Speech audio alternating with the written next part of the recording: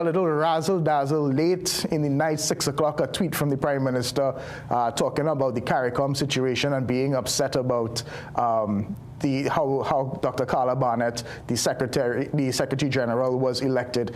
Threw everything off. So, all right, we're on 2 days, we're talking about this.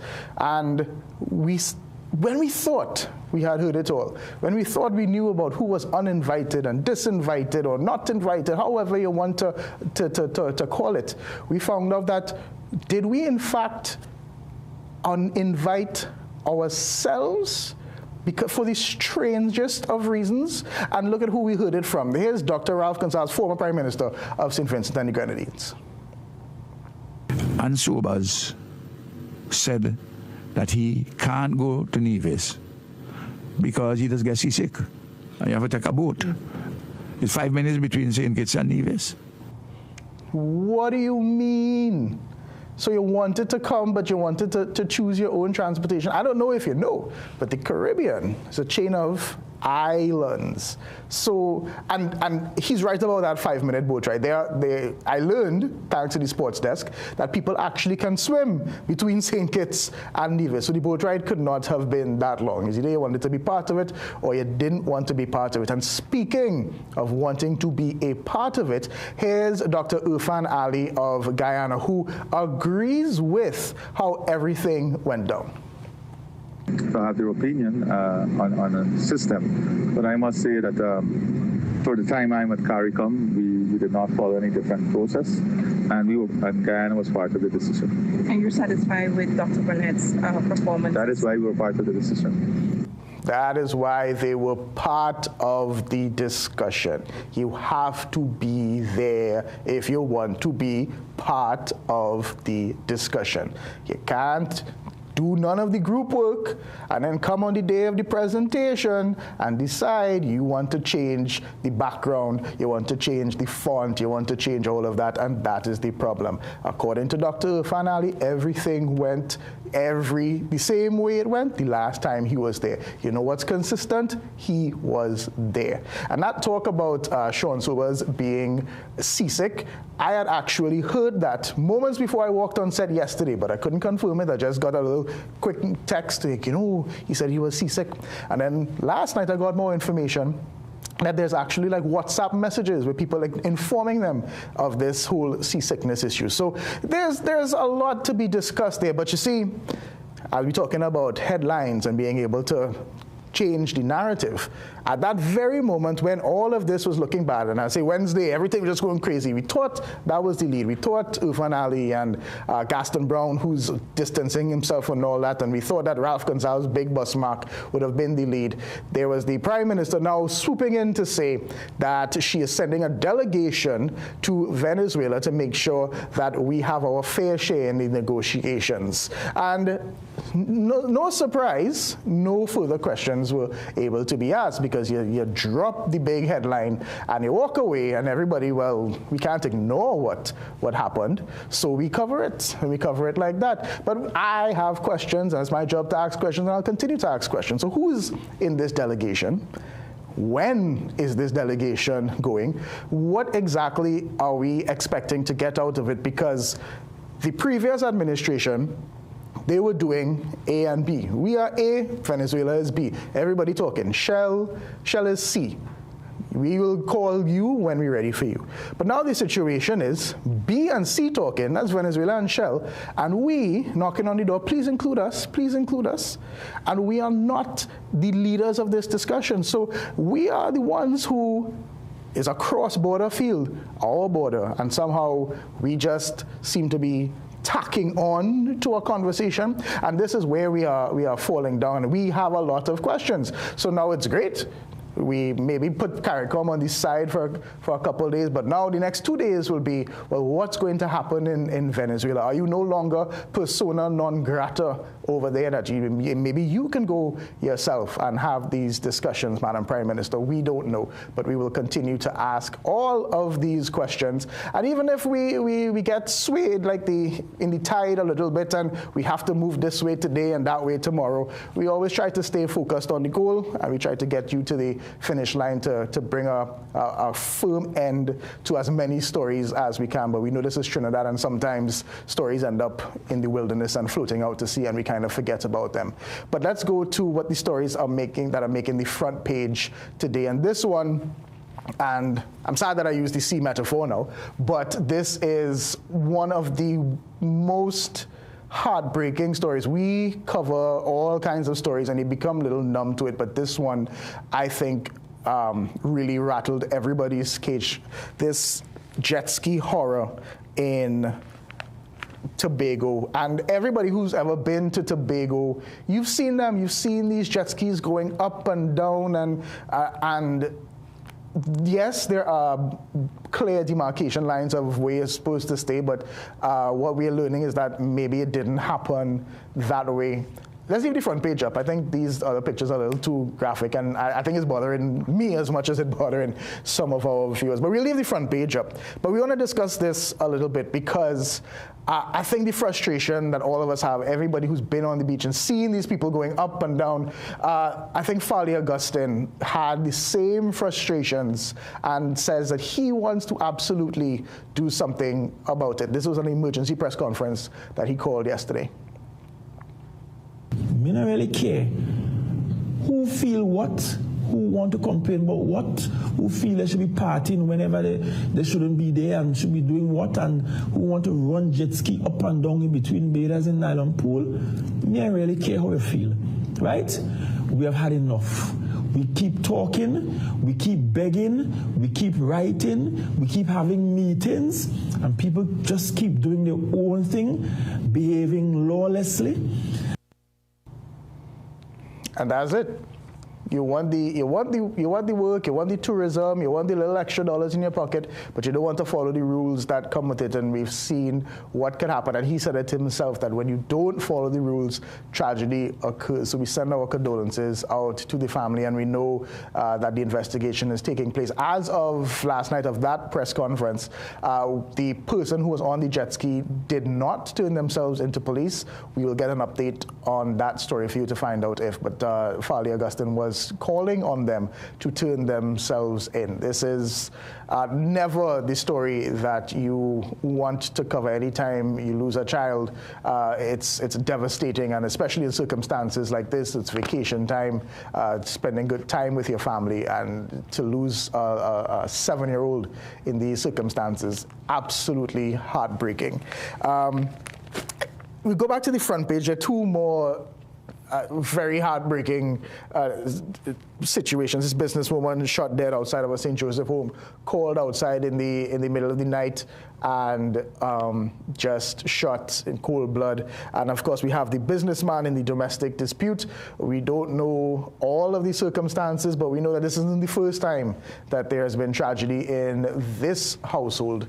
And so we understand that this person was also close with not just the Minister of Homeland Security, who said that, but we also know that we're learning that he was good friends with Sean Sobers again. So Sean Sobers in the news this week for all kinds of issues. But let's go into the back page again. Man's failures on the back page, the triumphs on the back. We have TNT swimmers win 59 medals. Look at us. We are doing so well. And I know that around now, or any minute now, the swimmers are returning home at the Piarco International Airport. They are expected to have a warm welcome from the Minister of Sport. So we welcome them home with open arms and congratulations. And Ian Wason is joining us later. And we are going to, he's going to have all of those conversations about the wonderful, wonderful performance of our athletes at Carifta. And let's check out the briefs page. We have a little bit more positive news on that page, of course. If you were there on Tuesday in Tobago, you were in for a treat in the Buku goat and crab race. It is, I have never been myself, but it's one of the things on my bucket list. I'm always tied down to Trinidad, especially around this time of year with work. And one of these days, I'll make it across there. It's a great experience. And of course, we see family there in the little wagon and bicycle. They're so cute. I check out the Business Guardian today. We are going to discuss all of that as well later. Taxed to the limit. Pensioners are still waiting for their 25% tax relief. Peter Christopher is going to join us on the show just after the break, and he's going to talk to us all about the stories in your Business Guardian today. So be sure to pick up a copy today, and we are going to take a quick break and be right back. Peter Christopher joins us.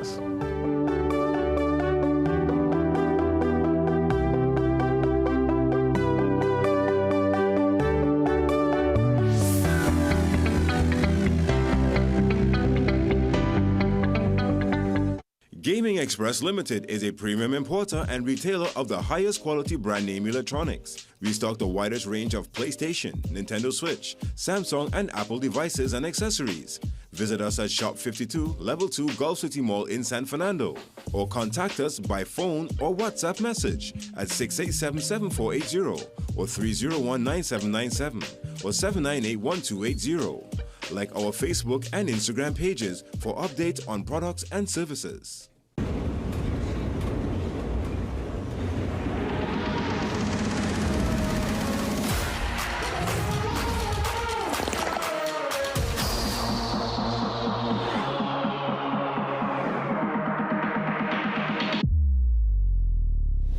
Can you do this?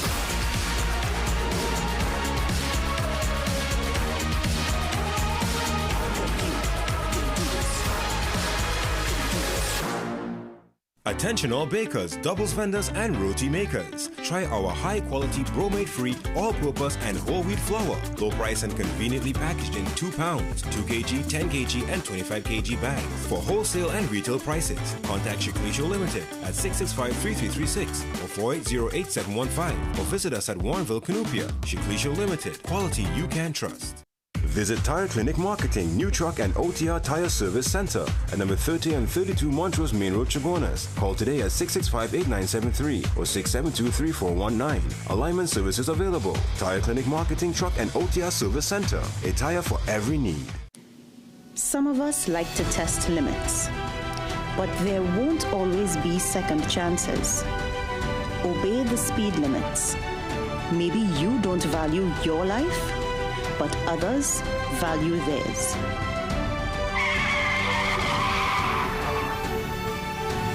A message from the TTPS.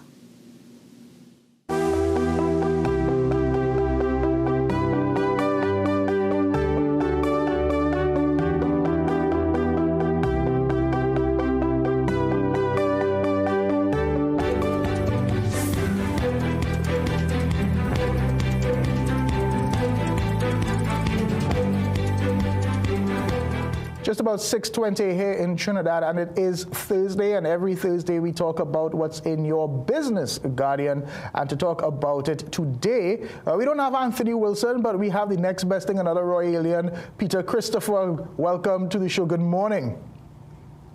Good morning, Trinidad and Tobago. I hope everyone is enjoying the last bits of the Easter vacation. You know, all the children that are still at home, making the traffic a little bit easier for us coming into Port of Spain. Listen to me. If it's one, I want that to be one of your stories. Just children. How much traffic do they cause? But let's get into the stories that are actually in the paper today. So our lead story, taxed to the limit, the cliff notes. So the retirees in Trinidad and Tobago, they're still paying 25% tax on private pensions, just above $7,500 a month. But the government had actually promised that the tax would be removed from January 1st.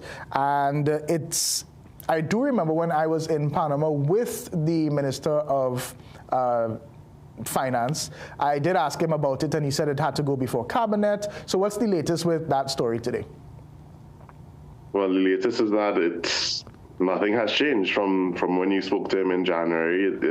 The deadline for it to be implemented basically has not been met. So pensioners who were looking forward to that relief of not having to pay that tax on their pensions and their private pensions would still be facing that 25% reduction or taxation.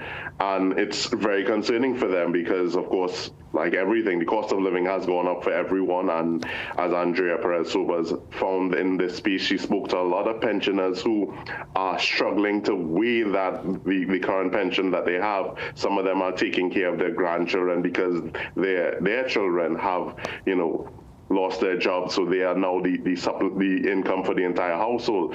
So it's really a piece that focuses on the struggles of the pensioners who have been hoping that this promise would have been kept so that they would have additional disposable income in a challenging economy that we are all facing. Absolutely. So if you're looking at the math, someone receiving about, let's say, $10,000 a month, you lose $2,500 of that in tax alone, and that can go to groceries, rent, electricity, medication, as you said, family support. All of these are things that they were hoping could have been easy burden a little bit, because the cost of living still is going up, and just the idea of the promise. I think that's what this story, the heart of this story is. There was a promise. People expected something, and they're not getting it. Yeah, one of the major campaign promises or promises made by the government, I think it was significant that Andrea pointed out at that age, pensioners would. One of the pensioners pointed out that a visit to the pharmacy is now strategic as opposed to routine, meaning that they would have to weigh, getting the medicine that they need as opposed to, providing for their household in terms of what they can afford for this month. And that's really a harrowing reality that a lot of people are facing in the country. That's right. And we also in the Business Guardian, we have a story on not just our state here, but the state of Iran. There are two stories. Ryan Bechu has a story, and there's another editorial which talks about some of the issues that we may face if there's a prolonged conflict in Iran and with the Strait of Hormuz. And we're looking at, because 1/5 of that global oil of LNG flows through there, we have oil at $100 per barrel, and sure, we may be making a little bit of money, but in Ryan Bechu's story, what we're saying is use those windfalls, whatever windfall we have, to set ourselves up for the next catastrophe. Yeah, it's always been something that's been advocated by the renewable energy experts in Trinidad and Tobago. In this case, Ryan Bechu spoke with Dr. Mohammed Nagdi of the Caribbean Center for Renewable Energy and Energy Efficiency. And he said while it would be very strategic and beneficial for Trinidad and Tobago to reopen the refinery, there are lots of benefits, particularly now that we're seeing that conflict in the Middle East. Trinidad and Tobago should continue to leverage, the fact that we have this revenue coming in from oil and gas, or this potential revenue coming from oil and gas, to leverage the creation of our renewable energy stocks. I mean, some of that was done with some of the solar farms that was done down in Brechin Castle is one. There was also something being built close to the Piarco International Airport. So we're hoping that more work would be done to make sure that we have renewable energy stocks, even though we are set to benefit from oil and gas returns as a result of the conflict in the Middle East. And the other piece that you alluded to would have been a piece by our freelance correspondent, Raphael Janlal, who warned that there are, while there are positives that may come out in terms of the windfall because of the increased prices and stuff in energy, there are also some challenges that may come to the Caribbean as a result of the Iran war with the fuel shortages that we're seeing across the world.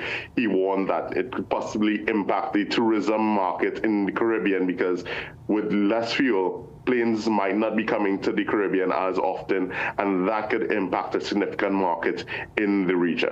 And Peter, I give you the final word on your story, because if we're talking about adapting and changing to the circumstances presented to us, you have a great story about a tuna puna business that's doing all of that right here at home, having to adapt to what life is like in 2026. I give you the final word. Tell me about your story.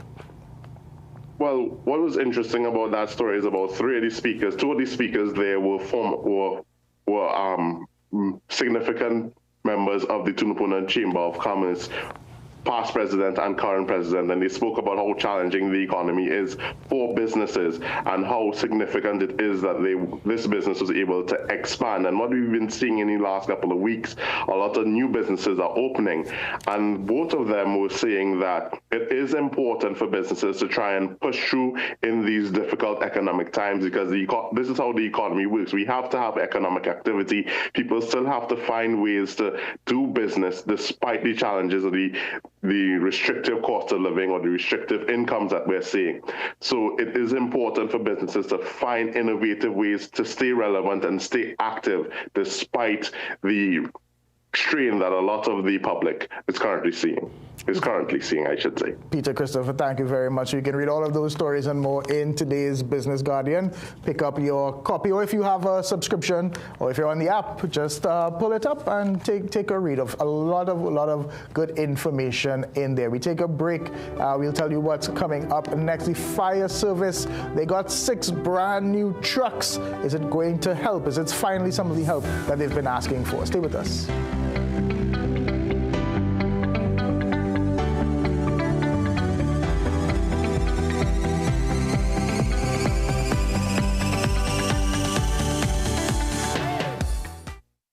Diamonds. Brilliant. Rare. Resilient. Some stars are born to shine. Born to shine.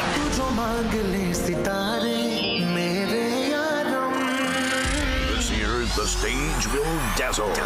I Am the Music Boss, the Diamond Edition. Featuring the biggest Indo-Caribbean artists. Raymond Ramdarai. With a special guest, Indian Idol Season 14 winner, Vaibhav Gupta.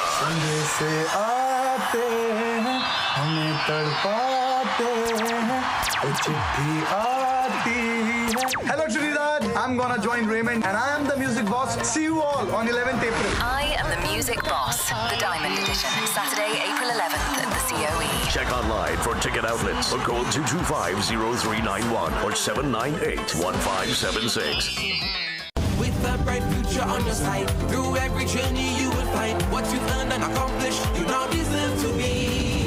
Embrace life with Guardian Life.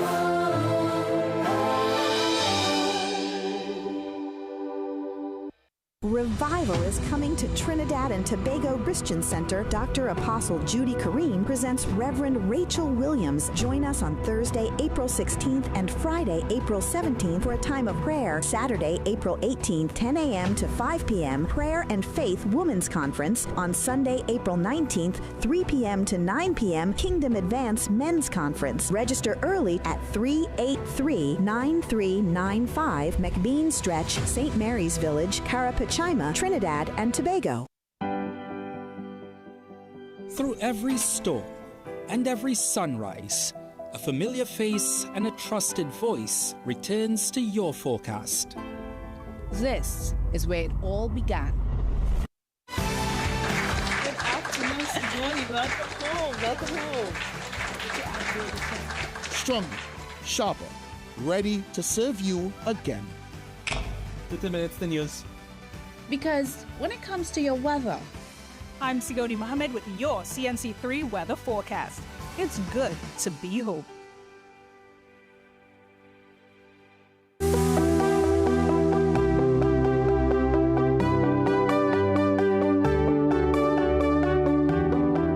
Welcome back. A brand new day and some good news finally for the fire service. If you've been following any of these stories over the past couple of years, it's been complaint after complaint, lack of appliances here, there, and everywhere. And now, after a ceremony yesterday, we finally have a good update for the fire service.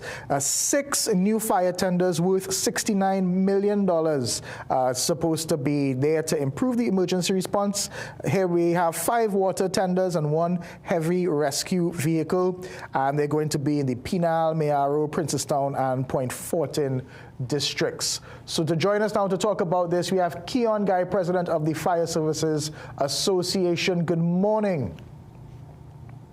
Good morning, Kijan, and good morning to all of your listeners. Finally, some good news for you guys this morning. How are you treating with this new presentation of 6 new fire tenders?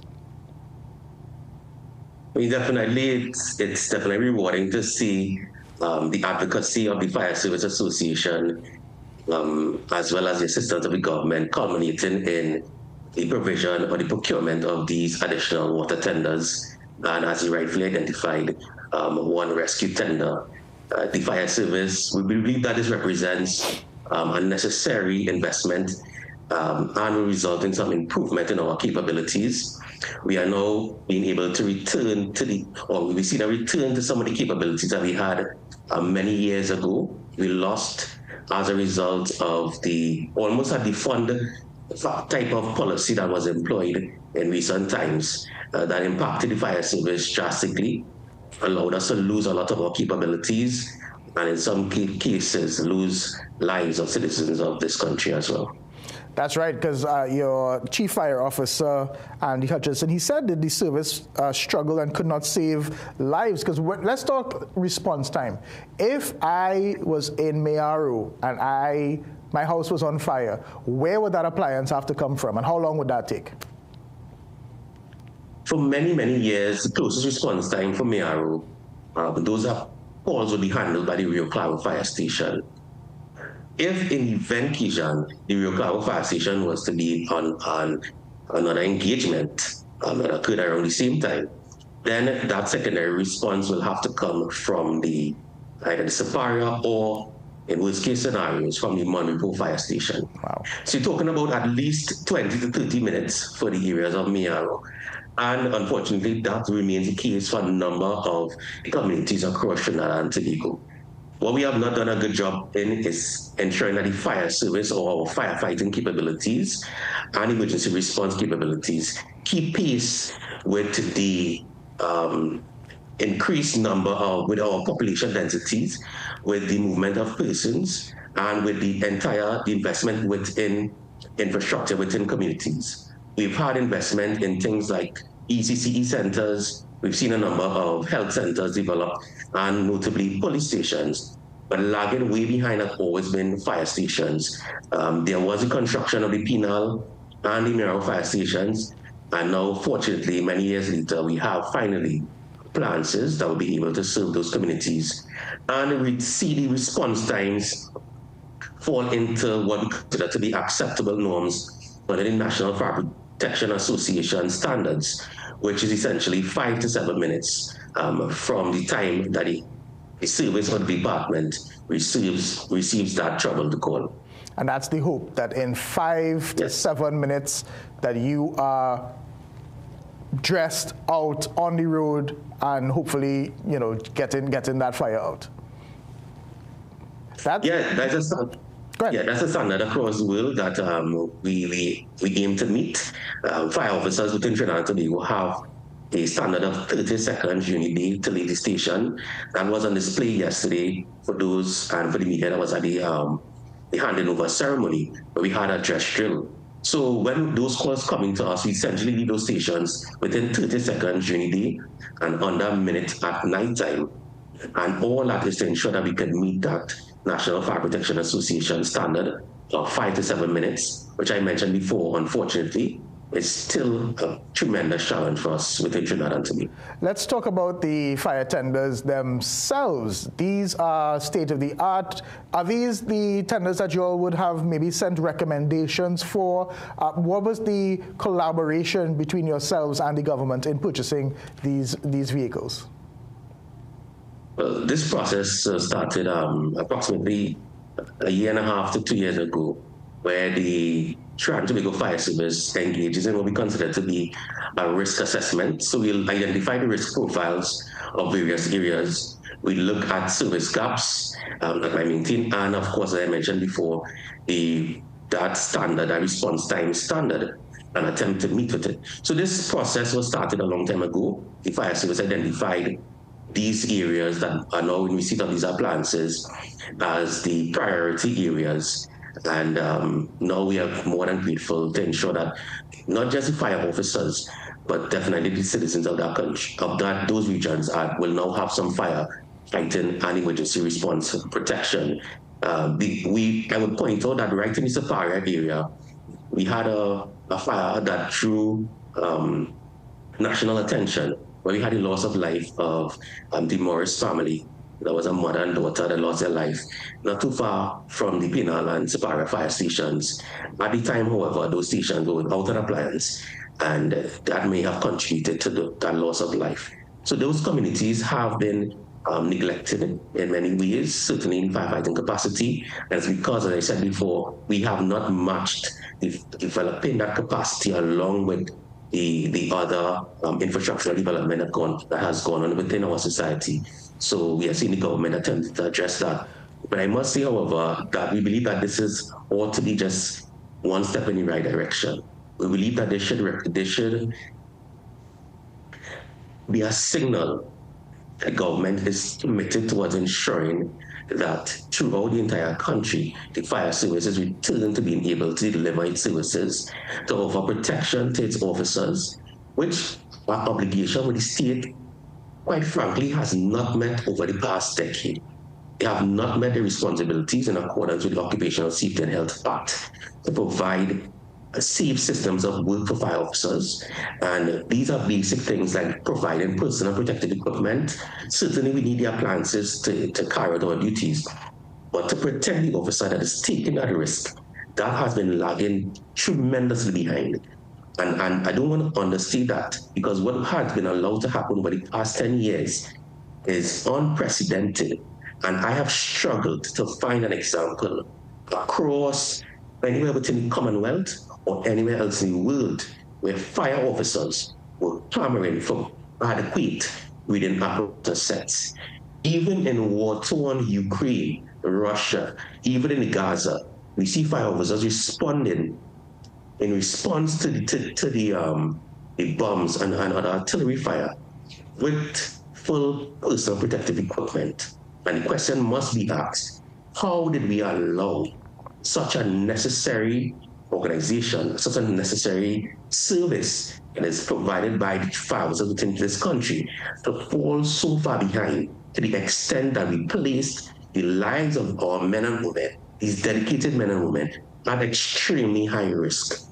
I myself fell personal victim to that.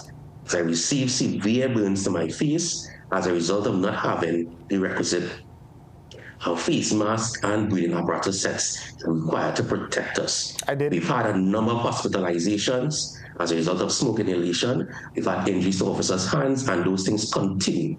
So we must ensure that we don't just see this purchase of our appliance as the end all for the fire service.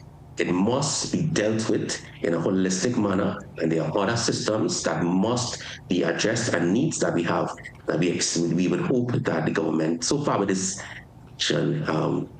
demonstrate that they are committed towards providing for these officers. That's right, because I did hear the Minister of Homeland Security, Roger Alexander, say exactly that it is his intention to ensure that everybody has the equipment that is needed, the tools that needed to do the job as best as possible. So we hope that they stick to that promise. And I have heard from fire officers I've spoken to who have to go and buy their own equipment.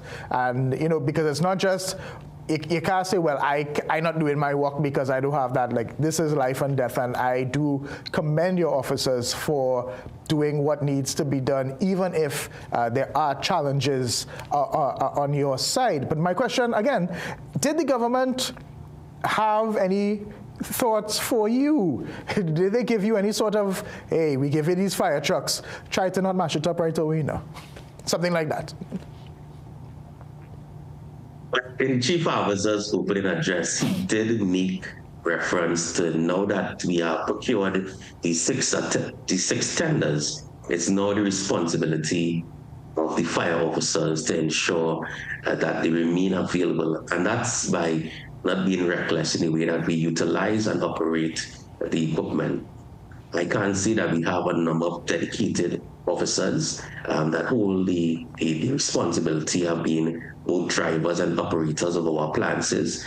And I can say that they take a lot of pride in carrying out their duties in a safe manner. Their first goal is to ensure that they can get the crew safely to and from emergencies, and they remain committed towards that. So officers are going to definitely play their role in maintaining those appliances.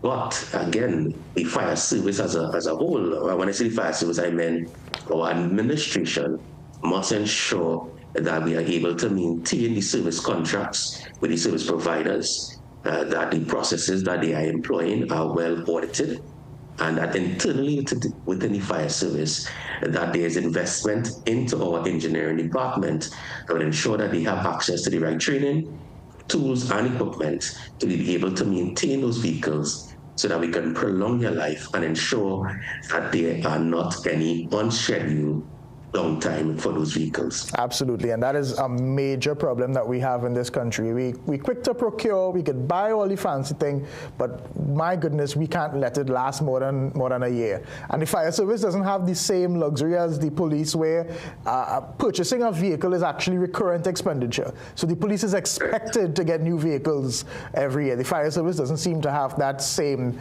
luxury. So we do hope until that time that we get a new fire truck every year without fail, that we take really good care of these. And I do know that your fire officers work really, really hard, and you never really hear anybody fighting a fire officer, you know, and there's a reason for that because they really are so many good ones out there. So I give you the last word, Keon Guy.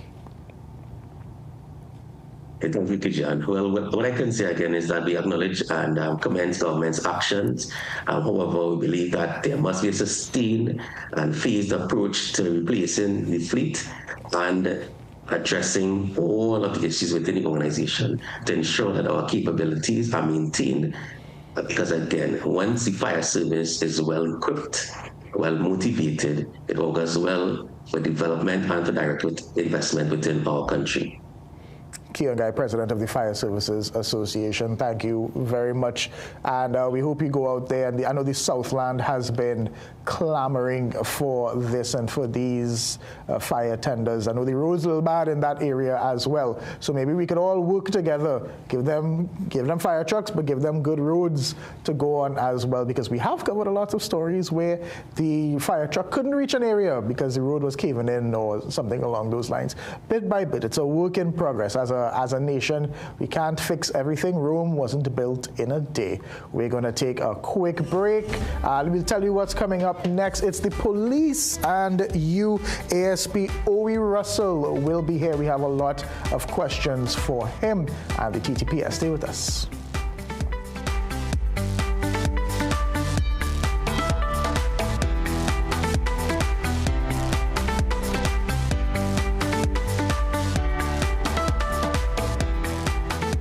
Struggling with blood sugar swings, high blood pressure, or stiff joints? Take control with Aja Nutrition's powerful wellness trio. Berberine Plus supports healthy blood sugar. Blood pressure support helps keep your pressure in check. And Joint Aid keeps your joints moving so you can stay active every day. Don't wait. Choose Aja Nutrition for trusted, effective solutions. Available at Pennywise and leading pharmacies nationwide. Feel better, move better, live better with Aja Nutrition. Looking for a smart way to grow your savings? For just a limited time, the Trinidad and Tobago Police Credit Union is offering competitive fixed deposit rates of up to 4%. That's up to 4% guaranteed when you invest with PCU Fixed Deposit. Visit any of our locations in Barataria, Arima, San Fernando, or Tobago to get started today. For more details, visit policecreditunion.com or call us at 6124-PCU. PCU. Your future is safe with us.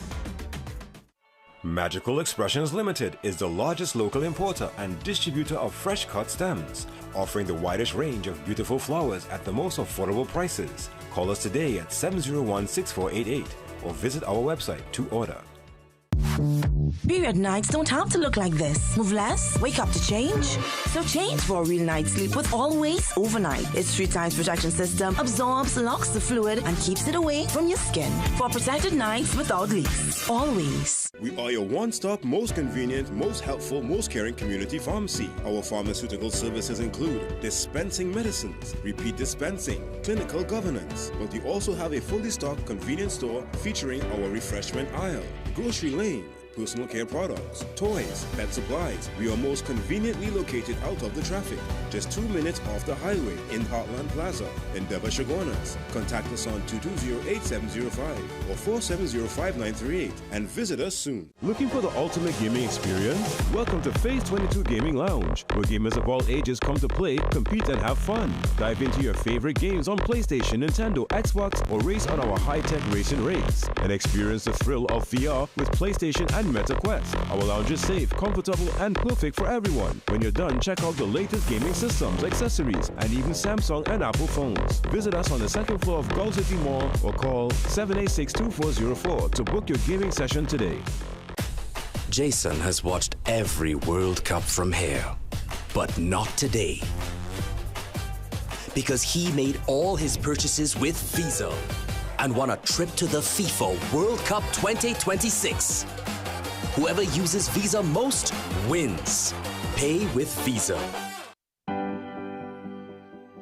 Through every storm and every sunrise, a familiar face and a trusted voice returns to your forecast. This is where it all began. Good afternoon, Sidoni. Welcome home. Welcome home. Stronger, sharper, ready to serve you again. 30 minutes the news. Because when it comes to your weather, I'm Sigoni Mohammed with your CNC3 weather forecast. It's good to be home.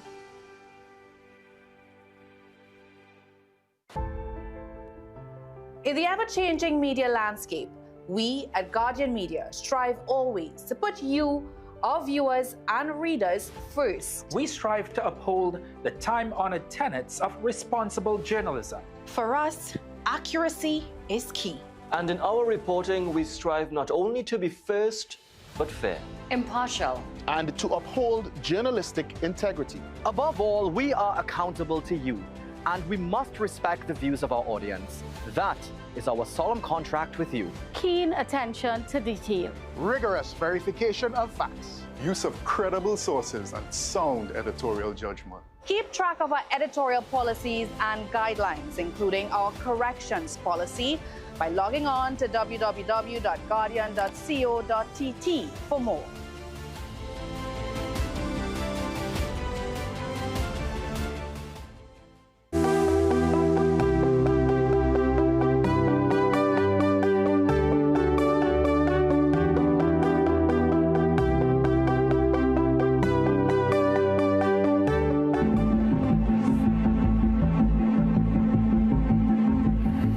It's Thursday, so you know how that goes as we're talking with the TTPSs. They always want our help to do their jobs a little bit better. They can't do it without us, and we cannot feel safe without them. And this is what we do to bridge the gap here. So to talk to us about all of the things going on with the TTPS ASP, Owe Russell is here, as he does on every Thursday on the Morning Brew. So thank you so much for joining me. Let's get started first. I know there was an officer who was shot some days ago, and there was a call for blood. How's he doing? Well, first of all, let me say good morning to you, sir. And on behalf of my Commissioner of Police, Deputy Commissioners, Assistant Commissioners, First and Second Division Officers of the Trinidad and Tobago Police Service, good morning, Trinidad and Tobago. I hope that all is well. With respect to you were referring to Officer Kun Kun. Yes. Right, I thank you for asking that question. Thus far, he is still critical, but he got the blood that he needed. Good. I want to say thanks to the officers and all who responded to the calls. You know, sometimes you look at comments on the media and people don't understand. As much as we have our issues, people need to understand the importance of the police being that line of defense between them and the criminals. And, you know, I want to just caution Trinidad and Tobago about their comments, you know, because regardless of how you feel about the police, that's somebody's son, somebody's daughter, somebody's brother, somebody's sister, and yes, things happen, and where the police service would have done wrong, we take steps to correct it. May it be persons who have been charged for criminal offenses, put before the court of law and stuff like that. So I am asking the public to really be mindful of their comments, because no one knows what tomorrow holds for them. And this doesn't sound like a threat. This isn't do this or else. This is you just asking people to be human. Let us be humane. human. Let us be considerate. Let us be compassionate. And I know you may have an idea because you may have seen some of the comments. Listen, I get some of the comments. So we in the media, we're not immune to any of that. You know, so I'm saying, we really need to be mindful, because this job that we do here, you and I, this is a lot. It is. Other persons can't do what we do and would not do what we do. So I'm asking that, tell us where we went wrong so that we could fix it. Let's not be mean. I agree. I said that all the time. Mean and disrespectful. We will all have different views because we are human beings. But moving on, let's go. Yeah, but I'm glad you see that, because there's so many times when the media asking stupid questions. Well, tell me the question to ask. What do you want to know? But let's move. You're right. Let's move the conversation forward. But I am glad as well that you did talk about some of the mistakes that the police made, and I've been looking for an opportunity, and I'm glad I have it here, to ask about the police officers under PDO, preventative detention orders, under the state of emergency. There are no less than 5. I know one is an SRP. There are some other officers. Can you give us an idea of, as best as you can, who these officers might have been, what roles they would have played within the TTPS before this? Do you know? I mean, without getting yourself into any trouble, were they commendable? Were they the kind of people who won awards before and all of a sudden they did this? What can you tell us about some of these officers? Well, let me tell you something. I hear that question, and I would answer you in a manner like this. I am proud to see that the Trinidad and Tobago Police Service, notwithstanding that we will have our issues, that we take the opportunity to deal with our own. That's number one. That is what should stand out first and foremost in everybody's minds, and we are not afraid to put our own officers on PDOs. PDOs come by a way of information and intelligence, or information that would then be analyzed and turned into intelligence. And if there's sufficient information to prefer a charge of the end of it, same is done. If at the end of the PDO period we don't have sufficient information, we are in a position where we may have to release the officers. However, we will continue to build and to get further information and stuff like that. No one is randomly placed on a PDO. So you must be involved in something, or put your mouth in something, or done something to end up there. The average citizen wouldn't just end up on a PDO. So with that, I would say investigation is continuing, and we continue to get more information and see if we could transform it to intelligence, and then we would do the needful. And let me tell you, let me add one more thing again. When it looks to preferring charges against police officers or any member of the protective services, that is, you must send a file to the Director of Public Prosecution, who will now review the standard of evidence gathered and then give you particular instructions. So by no means are we acting on our own when you see an officer is placed before the court. And it's rather that we release the person and continue the investigation, then we charge the person, put them before the court with insufficient evidence, and then we have to pay them some money. That's the thing. So, moving on to the day's topic about the landlords now. I just had one follow-up question, because you did raise it, and if the person is not charged, now we are not accustomed to states of emergency, well, we are now, but in a state like this, if somebody's not charged, are they on suspension automatically, or can they just go back to work? I feel that would be a very awkward conversation. Well, it would fall within the remit of the commissioner. He has the authority to direct and run the organization, and it will depend on what is before him. All right, I know I made you a little uncomfortable. Now we can talk. No, you did not. Now we can talk about the topic of fire. We are talking today about landlords. We had a very serious case on Don Miguel Road some times ago, and if there's an update on that, I would like it to know if these people have been charged. But I know you also do have advice for landlords when you're doing these situations. Yes, well, let us say landlords, we understand some persons, a lot of persons take mortgages to make these investments into these apartments. So there's a bit of an anxiety and a bit of haste to rent these or to have these apartments occupied, we want to say to landlords, better you take your time and do your due diligence. What might be your due diligence? And based on who you're renting to, we'd ask you to check their immigration status. We would ask you to do some background checks. Ask about previous landlords that you can have a reference. You can get some information as to this type of tenant, behaviors, etc., so that you will be so guided. We would be asking you to have a certificate of character, which is something that has become necessary when you start to rent these apartments, because you want to know what's going on.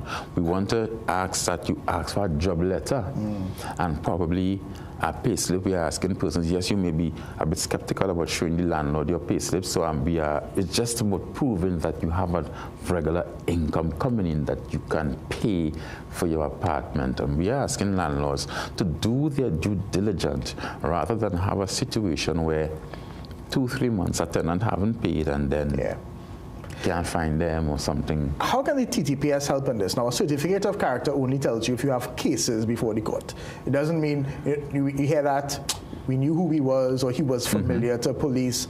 Can I go to a police station and say, listen, I have this guy, this is my landlord. All you know him? Like, ever see him? This is a tenant, you mean? Tenant, yeah. I have this guy, he's a little shady, I don't know what to do. How can they talk to the police about this? Well, the Toronto Police Services, we are there to help everyone. So if you want to get some information, if he's known to us or whatnot, we would definitely help you, as opposed to you in a situation where you have criminal element renting your place and you're not even aware. Yeah. Which is something that happens quite often. It is indeed scary because you really don't know who these people are. And I will tell you, I'd expand a little bit more. You can do all of this and still end up in a particular position. Because let's say the person have a significant other. And they decide, well, listen, quote unquote, as we say, I am the hot one. So you use your female partner. Right. With the proper records and everything to be that person name, but you may be paying the rent in the background. You lodge in there, you sleep in there, you eat in there, but just everything is on her name. Right. And so and this person is a guest, so you can't exactly kick this person out because this person technically doesn't live there. Definitely. So nothing is foolproof. Nothing is foolproof, but it's just steps to help secure yourself and put yourself in a better and a safer position when renting to your tenants. And just a final question, in that particular case I spoke at the beginning of this, when the person was kidnapped and taken almost to Venezuela, are there charges in that case as yet? Are you aware? I am not certain, but I know persons were indeed arrested, I believe, but I would not want to speculate on national TV because I know we are held as standard. Of course, you can't get this wrong. Us too. Where we speak, it is indeed recorded and we are judged based on our statements as well as our actions or inactions. So, but I know there were persons arrested. I'm not certain. I could get the information, and I will definitely pass the information. Thank you very much. I appreciate your time and all your updates, and I hope I didn't make you too uncomfortable, but I know you're a tough man. You can handle it.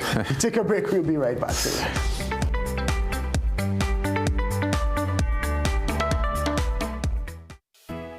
Time Check, brought to you by the Central Bank and the National Financial Literacy Program.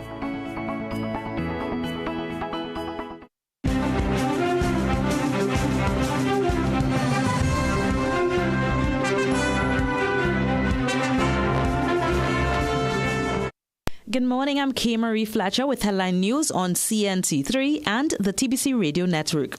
Prime Minister Kamala Persad-Bissessar says a government delegation will soon travel to Venezuela to secure Trinidad and Tobago's share of cross-border oil and gas resources. At a fire tender handover ceremony in Pinal yesterday, the Prime Minister said her administration has been working closely with the United States and other governments to safeguard the country's energy future. Her announcement comes amid long-standing negotiations with Venezuela and past tensions involving President Nicolas Maduro that have slowed progress on shared energy fields. The Prime Minister noted that the National Gas Company already has ownership stakes in some of those fields, and the delegation's mission will be to secure NGC's assets.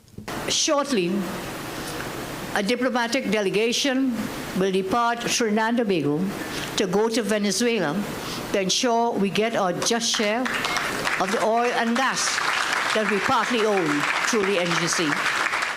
A close female relative of businessman Steve Ghani Jr. is in police custody after admitting to shooting him in what investigators believe was a domestic incident. Police say Ghani was shot multiple times in the chest at his Vistabella home. The woman told officers she acted in self-defense yesterday while protecting her 2 younger daughters, whom Ghani allegedly threatened to kill. She handed over her licensed firearm used in the shooting.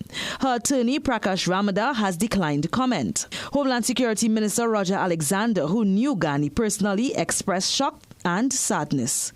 He revealed that just days before the killing, they spent time together at a rifle range. He was a friend of mine. Very sad though. Circumstances, still catchy somewhat, but I guess, the investigators will unearth exactly what took place there. Those are your 7 a.m. news headlines. We'll have another news update at 8 a.m. on the TBC Radio Network.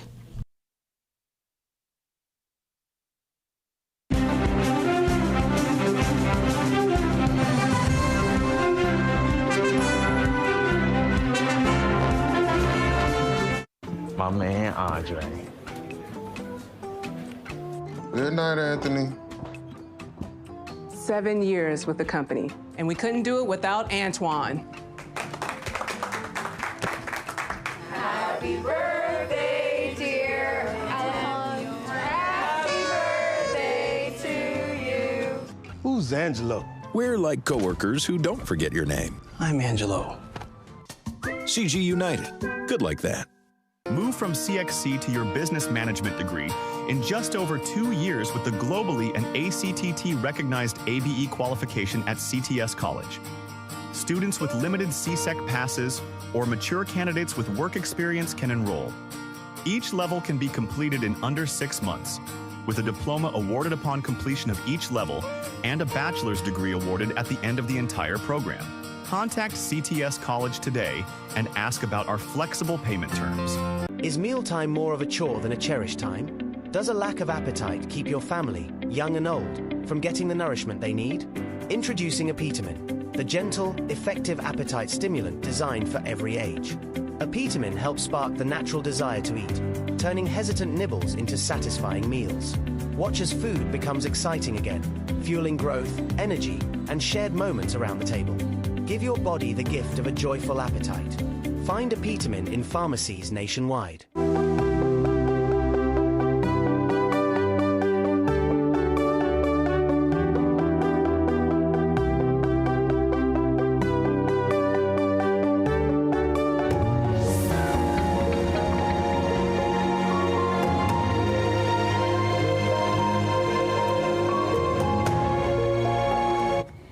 Welcome back. It is 7:04 and we are joined by Yohanse Ayodike. And when these Royalians get together, we started talking. We don't even remember what we were talking about. So here what? We're just going to continue our conversation that we were having during the break, and we'll let you all fall in and figure it out. Yohanse, good morning, man. Morning, how you doing? Good morning, everybody. I'll fill them in. So what we were talking about is the ability to stand up for yourself and do the right thing, and maybe sometimes you might have to let a situation burn in the office before something gets done, because if you don't let it burn, then nothing will change. But then what happens if you let it burn and you alone falling on the sword, and all your brethren in the back who say, yeah, let it burn, they still have a job and you out of a job. So that's what we were talking about, so what we were planning to talk about. But I will let you, Hansi, take it to what you were saying. Let me go even from a mental health point of view, right? Whenever you're in a situation that is not favorable to you, or in a situation that is not profitable to you, and you do nothing about it, eventually what happens is, and every time you do it, it sends a stress signal to your nervous system. So it's almost like every time you do something you don't want to do, you stress yourself out. I hear that. Right? Now, depending on your situation, whether it is a job you're in, whether it is a relationship, whether it is some kind of business arrangement, it may not be something you could just leave one time or end or quit, because you may not have another job line up. But what I'm encouraging people to do, and this is for your own mental health, is to start to put small things in place. right? You may not be able to change the world, you mightn't be able to change Trinidad, you might be able to change the organization or wherever, but it should be your responsibility to look after your own life, because nobody wouldn't care about you more than you. Right, but the topic that we were discussing and you were saying was that you can look. Actually, we've just somehow switched sides, because I was saying look after you, and you were saying, but no, you have to stop saving everybody. Stop doing all of these things at the risk of your mental health. In the efforts of saving yourself, because there's only so much you could do, right? Because let's just say you want to change the system. If you realize you don't have the support, you still have to do something. Instead of just saying, well, if nobody can help me, I will just sit back and let it happen, right? You still have to do something. So let's just say we're talking about, the resistance. Let's say you don't want to do something, and the point is, if you alone don't do it, then you might get fired, you might get reprimanded, etc. But if everybody stand up and say they're not doing it, but you realize those people don't have your back. Exactly. Right? The recourse now, and what I'm encouraging, shouldn't be, well, if they didn't help me, well, I just have to take it. Because in that just have to take it, what it is, you're giving up. And therefore, if you're giving up, what you're putting yourself into is further into a situation, not only that's not favorable to you, but it's more, you're putting yourself into despair.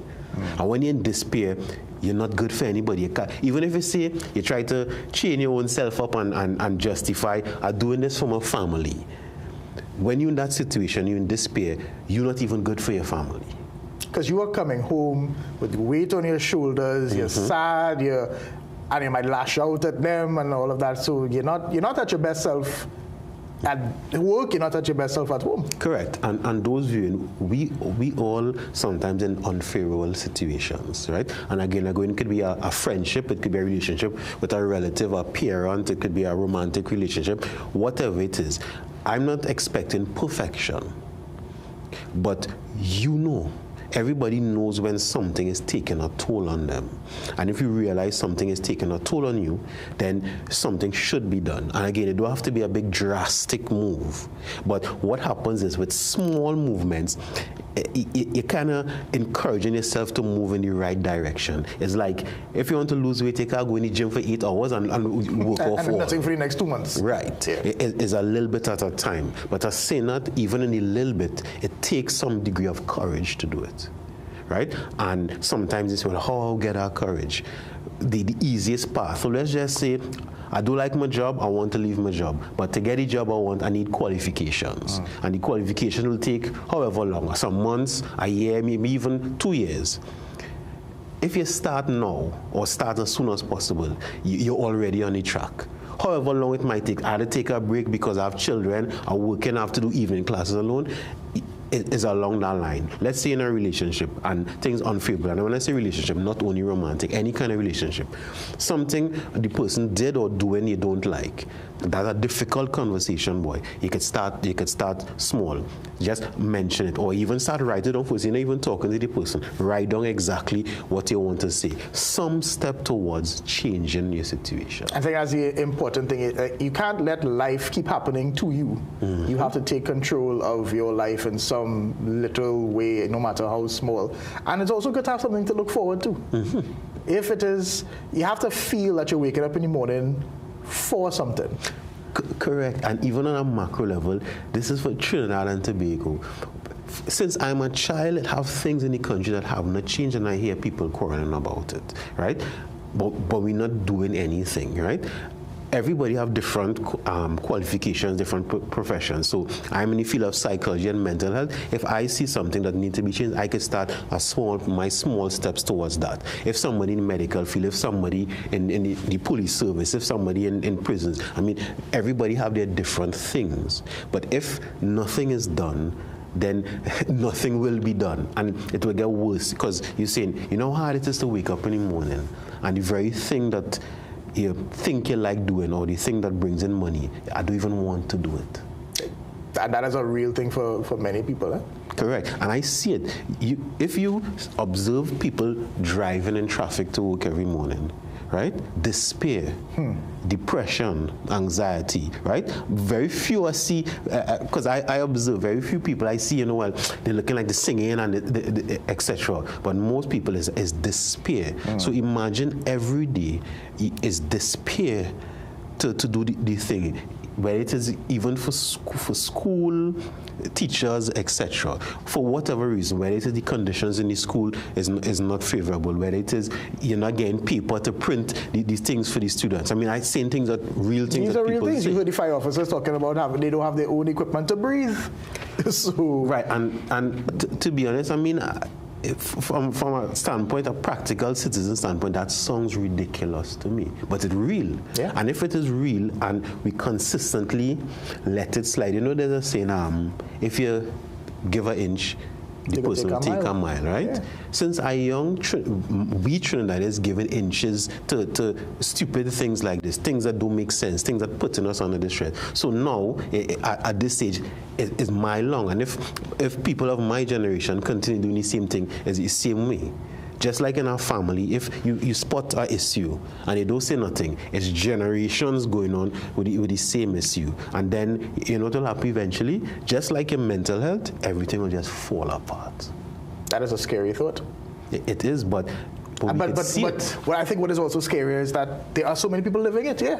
Correct. And nobody's doing, and we're not changing it. As you said, on a micro level, from me waking up, on a macro level, the country, it's still some. Is this what we were supposed to talk about today? Because now you have me a little sad. I'm not going to lie.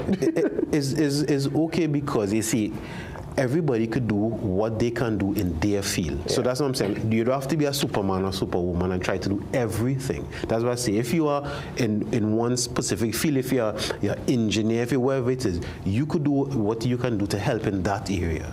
Right? And then concentrate on that. Even though, yes, you've seen the other things going on, but you could do it. If you have children, right? One child, more than one child, you could do small things to try to help your child. You don't have to save all the children, although, yes, you can help as much as possible. But if you start first concentrating on your household, and when I say household, I still being even metaphoric, your close ones, your close quarters, it's like Michael Jackson's song, deal with the man in the mirror, right? You deal with yourself first and deal with those around you. And if everybody do a little of that, not even plenty, a little of that, then things could progressively get better. But if it is, well, I can't deal with that now, no? And then a year pass, 2 years pass. Nah, it is not the right time. What I often tell people is, it have no right time for anything, It just have time. Right? Because one, and you're saying you're feeling sad, but the truth is, none of us know when we're going to die. Right? If you go to the doctor and the doctor say you have a year to live, many people's life will change immediately. But we're in the same boat because we don't know when we will go. We don't know when we might sprain our foot and we can't do what we need to do. We don't know when we might fall sick this week and we've had planned to do something next week. The time to do things now, and it don't have to be big steps. It could be small steps towards what is best for you. And I think of the butterfly effect. Every little decision that you make has a ripple effect down the line. So why not make a good decision and have a ripple effect of good things going down the line, as opposed to not doing anything or taking a bad decision and having that cascade into something worse. Correct. Because the opposite of the butterfly effect, right, is death by 1,000 cuts. Right? If I get a little cut, that's nothing. But if I keep getting cut all the time, which is I just letting this slide, that person insult me, and I ain't saying nothing. This happened, and you just letting it keep getting cut. Eventually, it will kill you. Hansi, thank you very much. I don't even know if that's what we meant to talk about today, but I'm glad we had it. I take my free therapy where I can get it. And you should too. If you need to talk to someone, please do all of these. Mental health is your health. Your health is your wealth, and mental health is extremely important as well. We're going to take another break. We'll be right back. We're talking parenting, a seminar with the NPTA. Stay with us.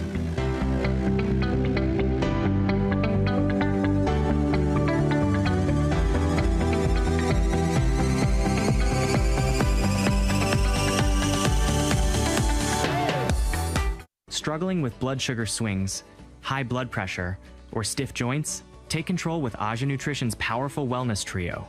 Berberine Plus supports healthy blood sugar. Blood pressure support helps keep your pressure in check. And Joint Aid keeps your joints moving so you can stay active every day. Don't wait. Choose Aja Nutrition for trusted, effective solutions. Available at Pennywise and leading pharmacies nationwide. Feel better, move better, live better with Aja Nutrition. Jason has watched every World Cup from here, but not today. Because he made all his purchases with Visa and won a trip to the FIFA World Cup 2026. Whoever uses Visa most wins. Pay with Visa.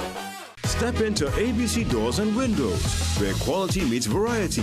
Discover premium wooden, steel panel, fiberglass, and steel security doors alongside aluminum, UPVC, and steel windows designed for strength and durability. At ABC, we're always a better choice, delivering products built to last and service you can rely on.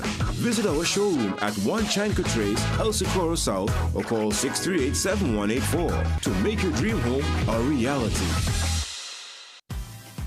Get the story first. Want to know what's happening in news, sports, or crime? Get the CNC3 app. As the story breaks, CNC3 is there giving you the story first on your mobile device. Be connected to the most trusted and reliable news source, CNC3. Access your world with just a tap. The CNC3 app. Download it today. Some of us like to test limits, but there won't always be second chances. Obey the speed limits. Maybe you don't value your life, but others value theirs.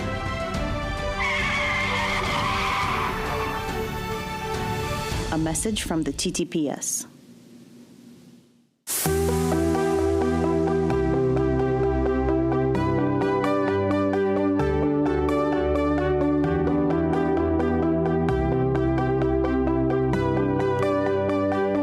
Welcome back. It is about 7:18 here in Trinidad and Tobago, and we're continuing a little bit of more the mental health conversation, but this time it's for parenting. Let's get straight into it. I'm joined by Walter Stewart of the NPTA, no stranger to the show, and Victoria Sinarine Jilal Singh. She's a clinical psychologist, and what they're talking about today is a national parenting seminar that's happening tomorrow at the Bishop's Anstey Trinity East Auditorium from 9 a.m. So good morning to both of you.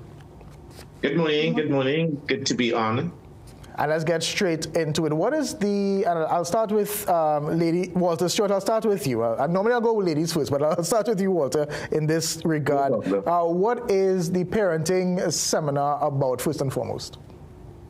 Well, let me first start by saying that one of the hallmarks of a good society, a good nation, is the effective parenting of parents. Parents need to understand and be able to practice good parenting in order to raise and rear good children. So that the National Parent Teacher Association, in collaboration with PACSO, and PACSO is Policy and Community Support Office attached to the Ministry of Homeland Security, as well as Mrs. Jilal Singh and the Trinidad and Tobago Association of Psychologists, in addition to Trinidad and Tobago Association of Social Workers, have come together to put on this national parenting seminar carded for tomorrow, April 10th, with the theme being empowering and supporting parents and other caregivers, building resilience and promoting the holistic development of the child for a safe and secure family and educational environment.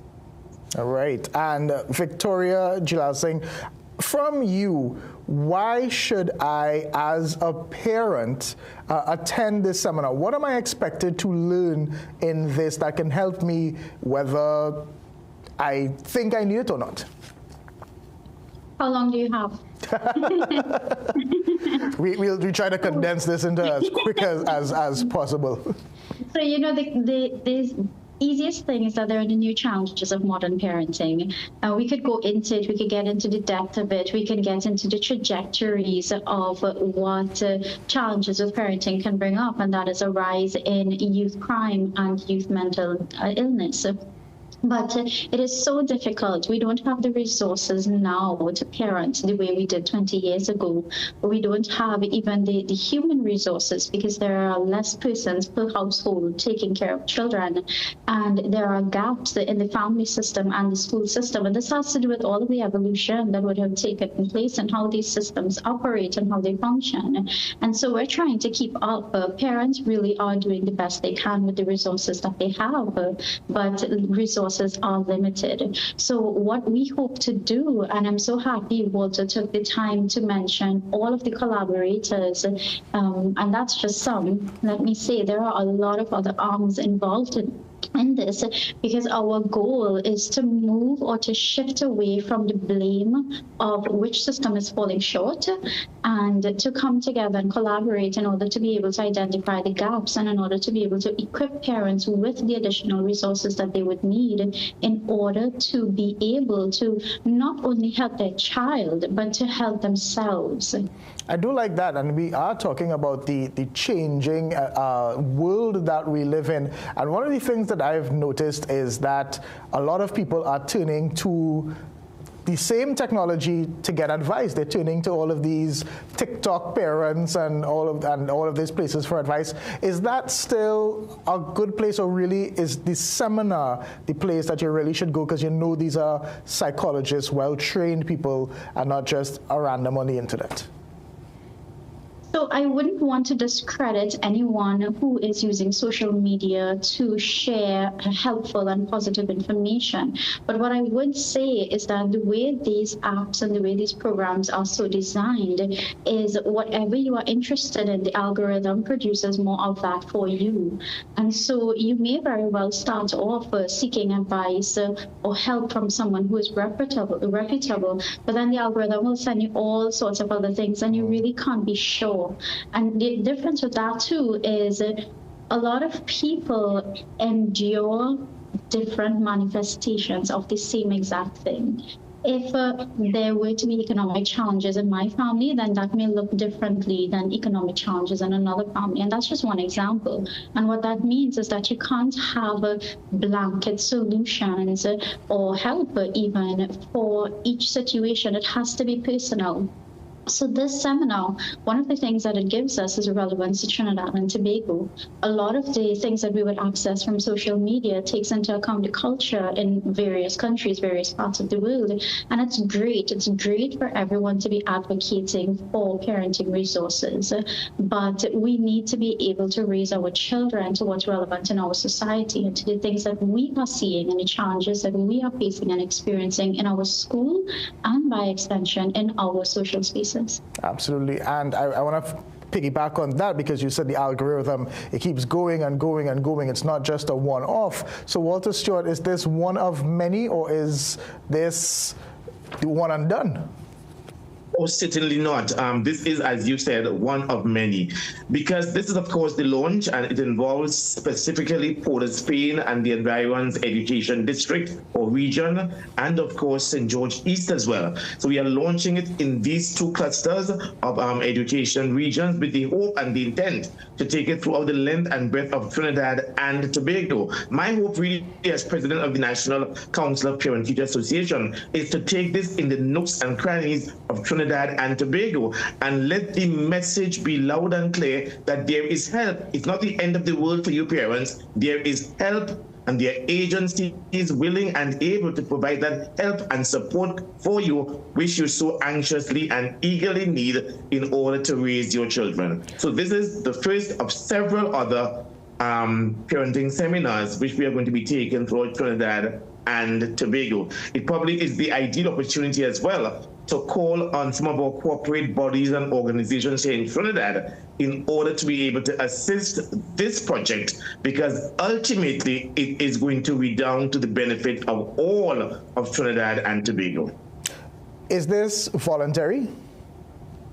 In terms of the seminar? Yes. Oh, yes, certainly. All the organizations and associated agencies are doing this strictly pro bono. Of course, it's going to cost a tidy sum. And of course, we are hoping that the government will continue to see the benefits of this particular initiative and continue to pour and pump the requisite finances into these projects, as I said again, to the benefit of all of Trinidad and Tobago. Yeah. No, but I think that's my fault. What I meant to ask is the participants. This is strictly voluntary. Also, certainly, yeah, they are, certainly. And I'll throw this question to both of you. Should it be mandatory in some cases for people to attend this seminar? Well, let me go before Mrs. Gilanston and said, when you look at the state of what is taking place in Trinidad and Tobago, I don't have to tell you, Kijan, what is taking place in our schools with regards to school indiscipline and school violence. I don't have to tell you what is taking place in our nation with regards to crime and murders.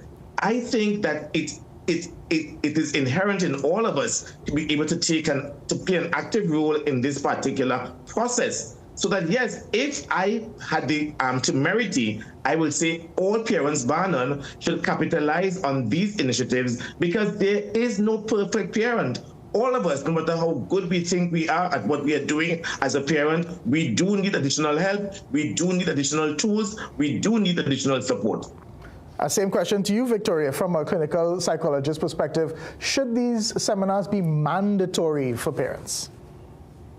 I think I understand what Walter is saying, and I agree, the importance and having persons come, but I think there needs to be meaningful, it needs to be meaningful to the parent, and the parent has to buy in. It is for their own benefit. I think what should be mandatory is what comes after. And one of the things that we haven't yet mentioned, and I think is important, is that these seminars, though they are going to be repeated throughout Trinidad and in Tobago, they are not just where we're going to get together and have conversations. We are going to be trying to impart some resources onto these parents, and then we're hoping that there's going to be action. It's going to be action oriented after the fact. That could probably look like workshops or other things that roll out.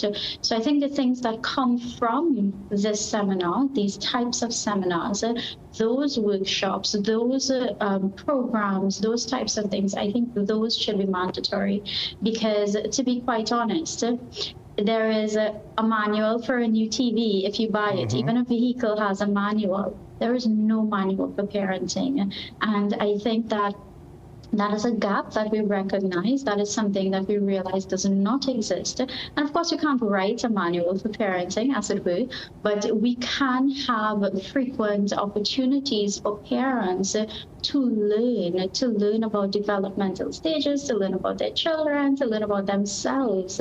Those are really important things. Absolutely. Walter, Victoria, thank you so much for joining us. I really appreciate you taking the time. So this is tomorrow at the Bishop's Trinity East Auditorium, 9 a.m. Thanks so much for joining us. And I do have to concur, there's no manual for parenting, but like a lot of things, they come with instructions, and a lot of things come with warnings, and a lot of things require licenses, but somehow not raising children, the most important job that you can have. We take a break. We'll be right back. The Morning Shot comes up next with Ian Wason. So we're talking sports, some good news to end the show. Stay with us.